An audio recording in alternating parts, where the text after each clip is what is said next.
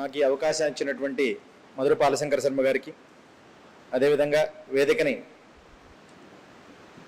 అలంకరించి ఇక్కడ విచ్చేసినటువంటి అందరికీ కూడా నా ఒక నమస్కారాలు తెలియజేస్తూ, ఈ మధ్య కొంతమంది సూర్య సిద్ధాంతాన్ని అలాగే వాడుకోవాలి, దాంట్లో బీజ సంస్కారాలు చేయడానికి లేదు, మీకు నచ్చినట్టుగా బీజ సంస్కారాలు చేస్తే భగనాలు మారిపోతాయి, అయినగతి కూడా మార్చడానికి లేదు, ప్రత్యక్షంగా సూర్య సిద్ధాంతంలో ఎలా చెప్పారో అదే విధంగా మీరు చేసుకోవాలి తప్ప దాంట్లో ఎక్కడా మార్పులు చేయడానికి లేదు, దాన్ని మార్పులు చేస్తే సంస్కృత శ్లోకాలు కూడా మార్చాలి, అది మీరు ఎలా మారుస్తారు అనుకుంటూ వాళ్ళ యొక్క అభిప్రాయాన్ని తెలియజేశారు. దానికి సమాధానంగా ఆ ఒక్క సూర్య సిద్ధాంతంలోనే ఉంది. మనకి సూర్య సిద్ధాంతంలో శాస్త్రమాధ్యం తదేవేదం యత్పూర్వం ప్రాహభాస్కర యుగానాం పరివర్తేన కాలభేదోత్ర కేవల అని చెప్పేసి మనకి మొదటి అధ్యాయంలోనే 9వ శ్లోకంలో ఉంది.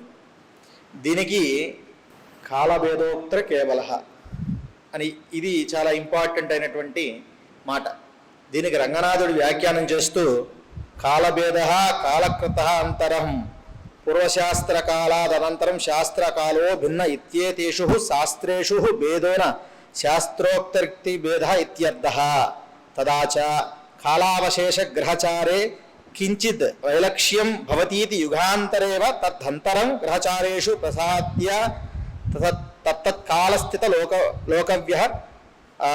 లోక వ్యవహారార్థం శాస్త్రంతరం అని చెప్పేసి చెప్పడం జరిగింది. దీన్నే తదిమంతరం పూర్వగ్రంథేషు బీజమిత్యాయ వనంతి అని చెప్పేసి అన్నారు. అంటే యుగాలు మారుతున్నప్పుడు కాలంలో భేదం వస్తుంది, అప్పుడు గ్రహాల్లో కూడా భేదం ఏర్పడుతుంది, కాబట్టి యుగానాం పరివర్తేన కాలభేదోక్త కేవల అని చెప్పేసి చెప్పారు.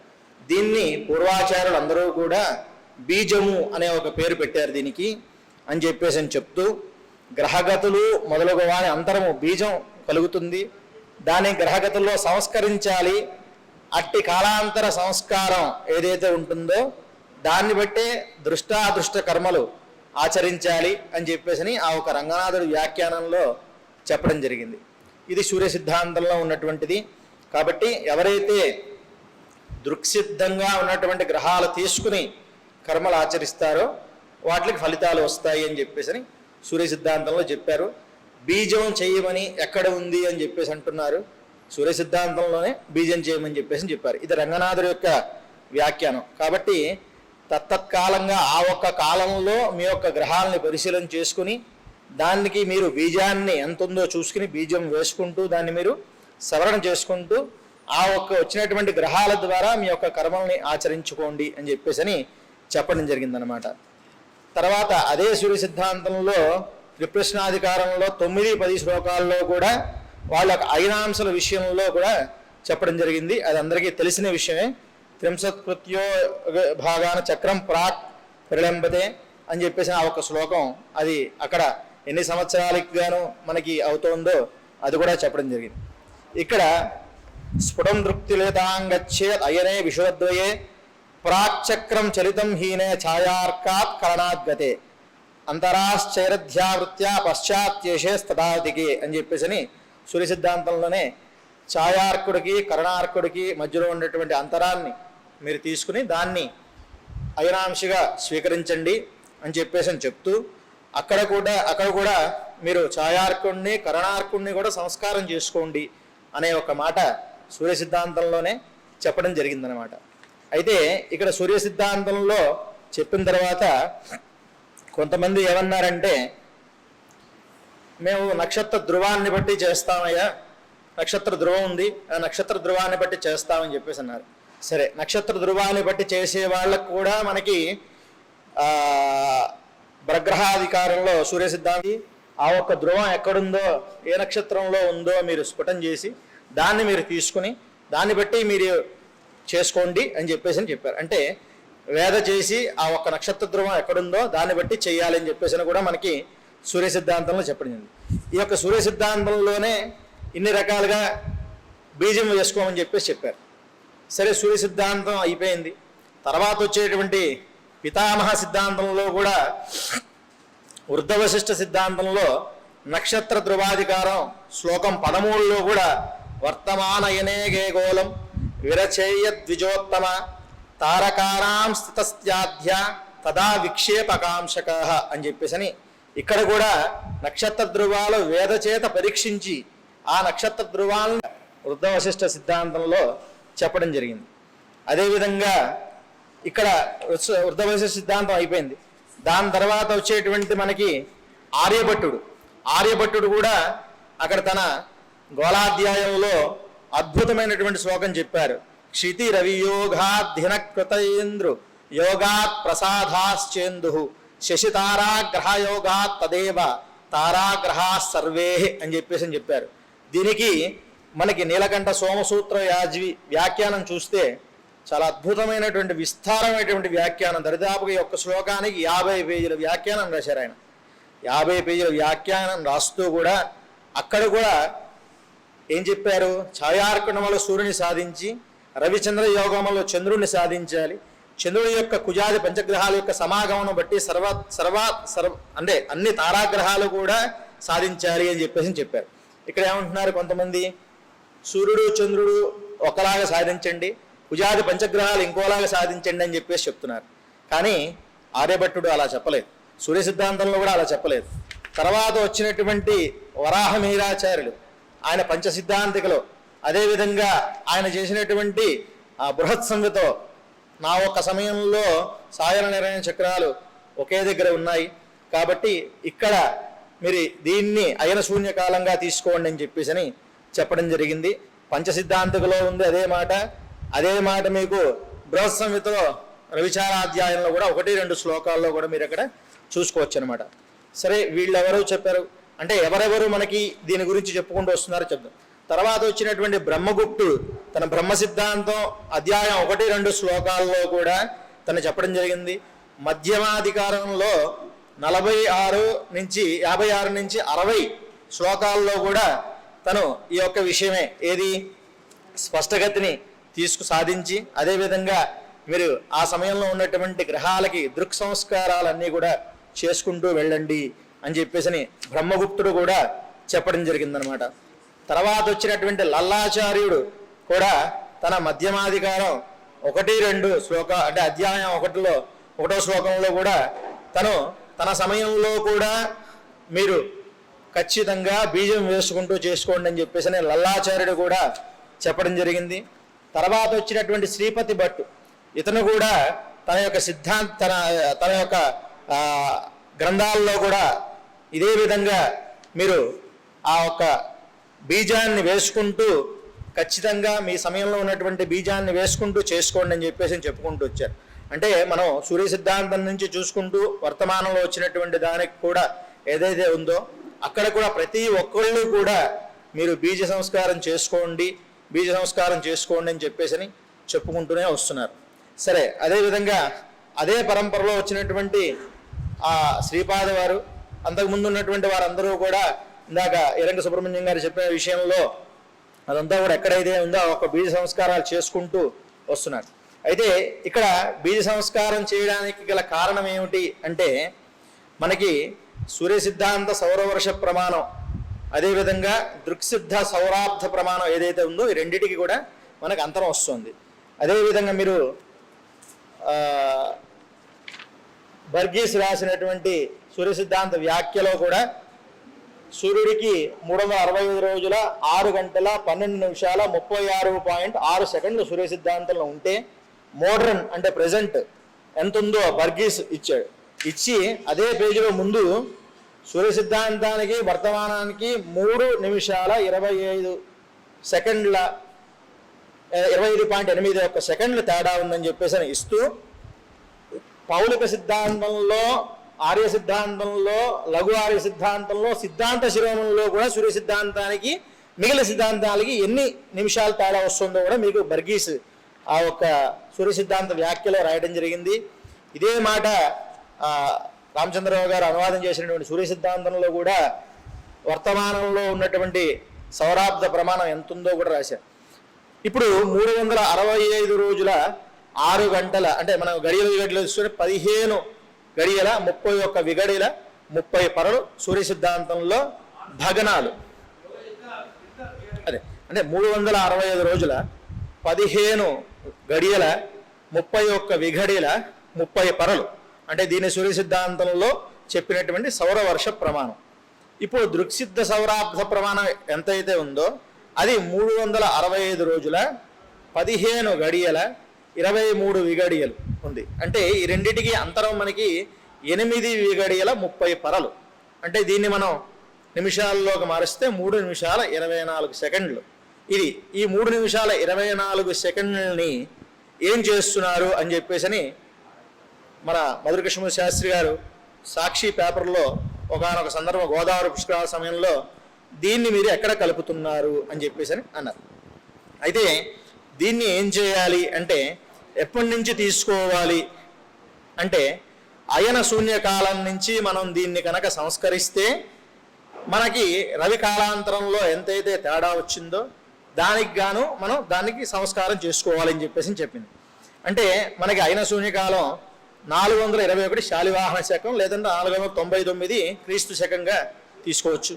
అంటే మనకున్నటువంటి 2021లోంచి 499 తీసేస్తే వచ్చినటువంటి సంవత్సరాలు 1522 సంవత్సరాలు. దాన్ని ఈ యొక్క 3 నిమిషాల 24 సెకండ్లతో కనుక మనం హెచ్చవేస్తే 3 డిగ్రీల 33 నిమిషాల 4.8 సెకండ్లు తేడా. అంటే ఇన్ని రోజులు మనకి తేడా వస్తుంది. ఈ అంతరాన్ని సూర్య సిద్ధాంత మధ్య మార్కుల్లో ధనంజయగా సూర్య సిద్ధాంతంలో ఉన్నటువంటి మధ్యమ సూర్యుడు దృక్సిద్ధుడు అవుతున్నాడు. అంటే ఇది చేస్తే తప్ప సూర్య సిద్ధాంతంలో ఉన్నటువంటి సూర్యుడు దృక్సిద్ధుడు అవడు. అప్పటిదాకా అతను దృక్సిద్ధంగా లేడు. ఏదైతే ఈ బీజం ఇందాక నేను చెప్పినటువంటి ప్రమాణాలు ఆ సిద్ధాంత గ్రంథాల్లో చెప్పినటువంటి ప్రమాణాలు అన్నీ కూడా మీకు స్ఫుటం చేసుకోండి, దాంతోపాటుగా బీజ సంస్కారం చేసుకోండి అని చెప్తున్నారు. ఆ సూర్యుడిలో దృక్సిద్ధ మందఫలాన్ని సంస్కరించిన దృక్సిద్ధ స్ఫుటార్కుడు ఎవరైతే ఉన్నా అతడు. కానీ కొన్ని చేస్తున్నారు. ఇప్పుడు ఉదాహరణకి భారత ప్రభుత్వ ఆమోదిత పంచాంగం అనేటువంటి వాళ్ళు ఒక రాష్ట్రీయ పంచాంగాన్ని రిలీజ్ చేస్తున్నారు. దాంట్లో మీకు ఇప్పుడున్నటువంటి 217వ పేజీలో ఆ స్క్రీన్ షాట్ ఉంది. వాళ్ళు ఏం చేశారంటే అక్కడ 0 డిగ్రీల 21 నిమిషాల 4.33 సెకండ్లు వాళ్ళు బీజ సంస్కారంగా చూపించడం జరిగింది.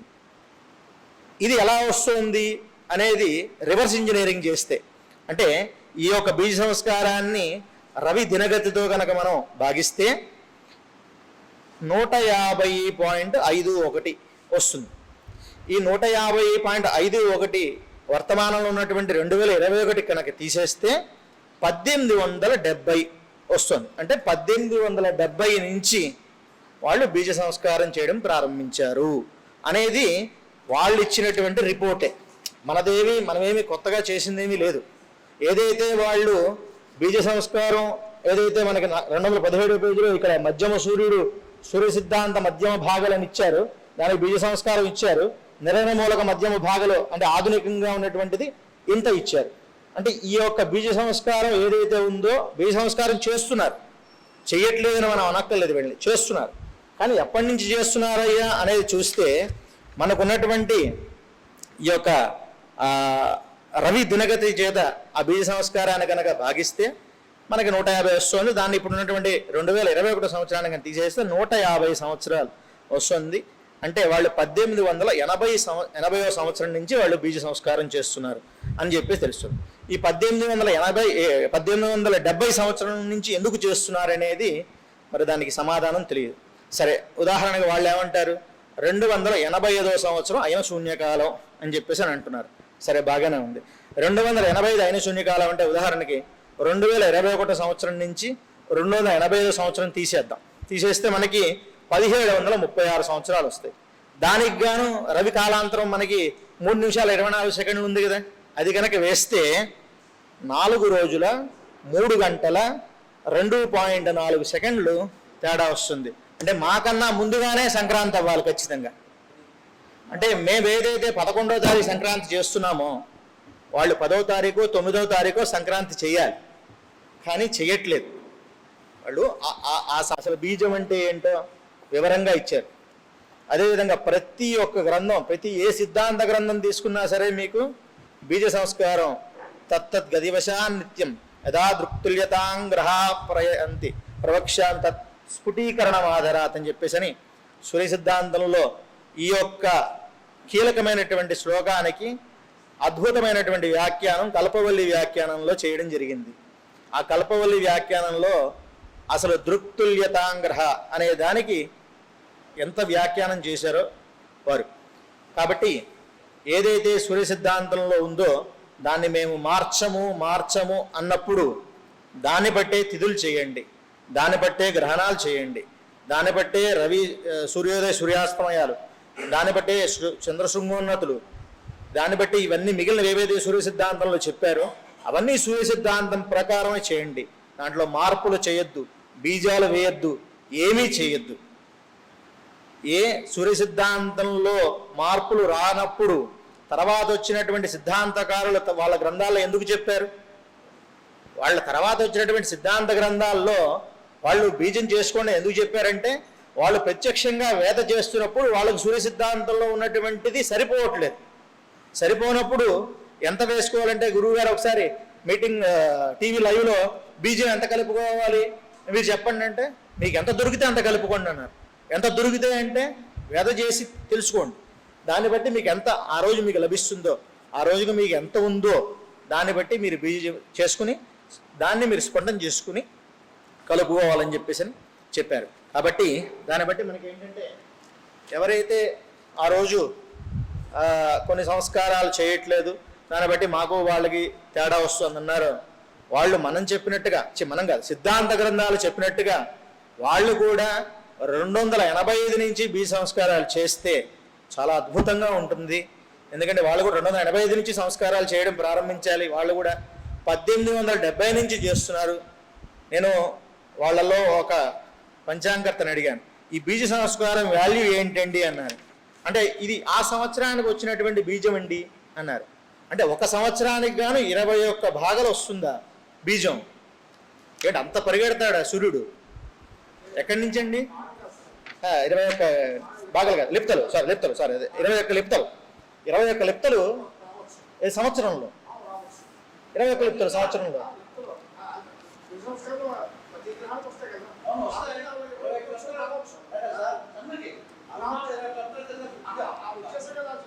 అవునండి, 21 లిప్తల్ని మీకు రవిగతిని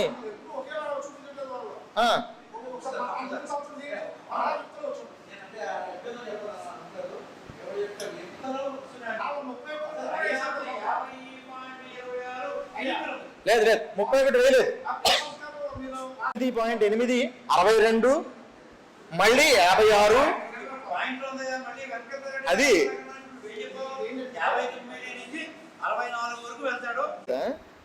దేనికన్నా తక్కువ ఉంది, పైకి వెళ్ళట్లేదు. నేను చూశాను మీరు అన్నట్టుగా పోయి పైకి వెళ్తుందంటే ఆ సంవత్సరం దినగతి వాళ్ళు వేశారు అనుకుందాం. లేదు అవి ఉన్నాయి.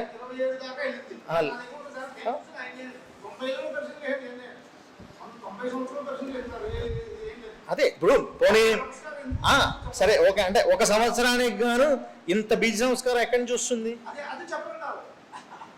అదే సరే ఇప్పుడు మీరు అన్నట్టుగా ఇంత బీజ సంస్కారం వాళ్ళు చేశారో లేదో అనుకుందాం. సరే మేము అనాలిసిస్ చేసింది రివర్స్ ఇంజనీరింగ్ ద్వారా వెళ్ళాం. రివర్స్ ఇంజనీరింగ్ అంటే వచ్చినటువంటి బీజ సంస్కారం ఏదైతే ఉందో దాన్ని రవి దినగతితో డివైడ్ బై చేసాం. డివైడ్ బై చేస్తే ఒక వాల్యూ వస్తుంది, 150 వస్తుంది. అంటే ఒక 150 సంవత్సరాల నుంచి వీళ్ళు చేస్తున్నారు. అంటే బీజ సంస్కారం చేస్తున్నారు, చేయట్లేదని మనం అనట్లేదు. ఎక్కడి నుంచి చేస్తున్నారా అంటే 150 సంవత్సరాల నుంచి చేస్తున్నారు. బీజ సంస్కారం చేస్తున్నప్పుడు ఒకలాగా ఎందుకు ఉంటుంది? సంవత్సరం మారుతుంది కదా.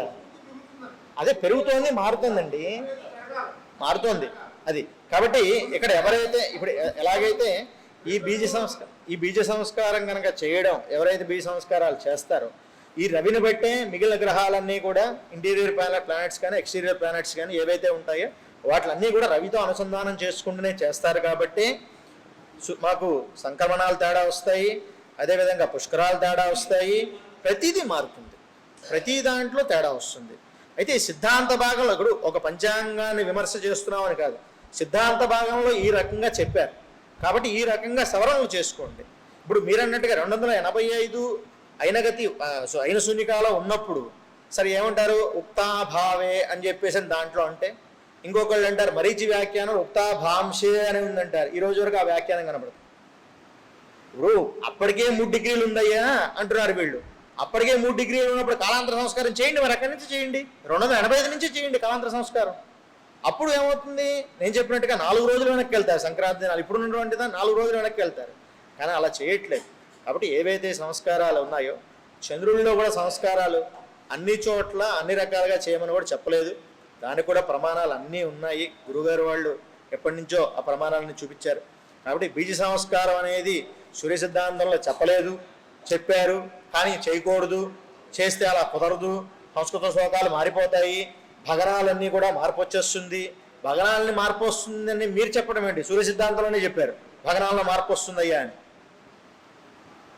కాబట్టి ఏదైతే ఇప్పుడు నేను చెప్పినటువంటి ఈ యొక్క సంస్కారం ఉందో, బీజ సంస్కారం ఉందో, దీన్ని కనుక చేస్తే ఖచ్చితంగా ఏమక్కలేదు, సూర్య సిద్ధాంతంలో వచ్చినటువంటి గ్రహాలకి బీజ సంస్కారం చేసుకుంటూ దాన్ని పక్కన పెట్టుకుని ఈ యొక్క కోష్టకాల్లో ఉన్నటువంటి వాటిని తీసుకుని వాటికి బీజ సంస్కారాలు చేసుకుని, ఇప్పుడు గురుగారు చెప్పినట్టుగా అద్దంలో మొహం చూసుకున్నప్పుడు ఎప్పుడు మన అద్దంలో మొహం బాగా కనిపిస్తుందంటే అద్దము బాగుండాలి, మన మొహము బాగుండాలి. ఈ రెండూ బాగున్నప్పుడే అందంగా కనిపిస్తాం. అంటే ఛాయార్కుడు సంస్కరింపబడాలి, కరణార్కుడు సంస్కరింపబడాలి. ఈ రెండు సంస్కరింపబడితేనే అది దృక్తుల్య అయనాంశ అవుతుంది. దృక్ అంటే కనబడేది, దృక్ అంటే సాయనము అని అనుకుంటున్నారు. దృక్ అంటే ఆ కాలానికి అనుకూలంగా ఉన్నటువంటి సంస్కారం అని చెప్పేసి దానికి వ్యాఖ్యానం కూడా ఉంది. దృక్ అంటే ఏదో కంటికి కనబడేది దృక్, లేదా సాయనం దృక్ అనేది కాదు. దృక్ అనేది ఏంటంటే కాలానికి అనుకూలంగా ఉన్నటువంటి వాటిని సంస్కరింపబడేది దృక్ అనే పదం యొక్క అర్థం అనమాట. కాబట్టి నాకు ఈ అవకాశాన్ని ఇచ్చినటువంటి గురుగారికి నమస్కారాలు సమర్పించుకుంటూ ఇంతటితో ముగిస్తున్నాను. ధన్యవాదాలు.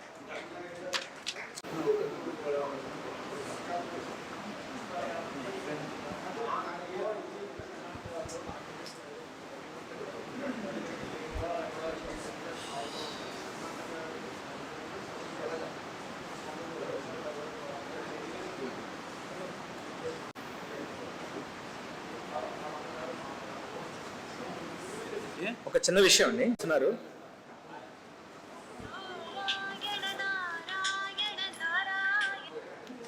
24 అని చెప్పేసి చైత్రపక్షం వాళ్ళ అయినాంశం ఉంది. పూర్వపద్ధతి వాళ్ళది 22 ఉంది, మాది 21 చిల్లర ఉంది. అంటే సంక్రాంతి దినాల్లో మా తర్వాత పూర్వపద్ధతి వాళ్ళది, పూర్వపద్ధతి వాళ్ళ తర్వాత చైత్రపక్షం వాళ్ళది. సంక్రాంతుల్లో సంక్రమణాల్లో తేడాలు ఉండాలి, కానీ రావట్లేదు అలాగా. ఇక్కడ అయినాంశంలో తేడాలు చూసుకుంటే ఏమో 21 మాది, 22 చిల్లరేమో పూర్వపద్ధతి వాళ్ళది, 24 ఎంతో చైత్రపక్షం వాళ్ళది ఉంది. కానీ సంక్రమణాల్లో మాత్రం కొన్ని కలుస్తున్నారు, పుష్కరాల్లో కలుస్తున్నారు, మౌఢ్యాల్లో కలుస్తున్నారు. మరి దాని అంతరం ఏంటి? ఎందుకంటే ఇద్దరికీ కూడా 1.5 డిగ్రీ తేడా ఉంది. మళ్ళీ పుష్కరాల్లో మీది కలవరు, మీరు కలవరు. చైత్రపక్షం వాళ్ళకి ఈ గంగానందం వాళ్ళు కూడా కలవరా?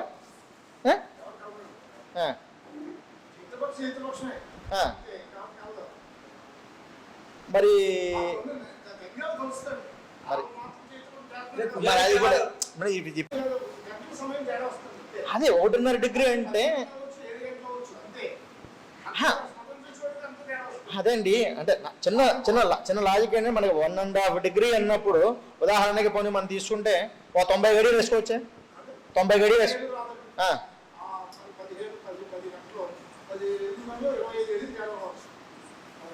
60 గడియలు కూడా రాదే. మరి 1.5 డిగ్రీ అయినాంశాలు తేడా చూపిస్తున్నారు. ఇప్పుడు సమావేశంగా ప్రకటించేద్దాం సార్. అయ్యా ఇప్పుడు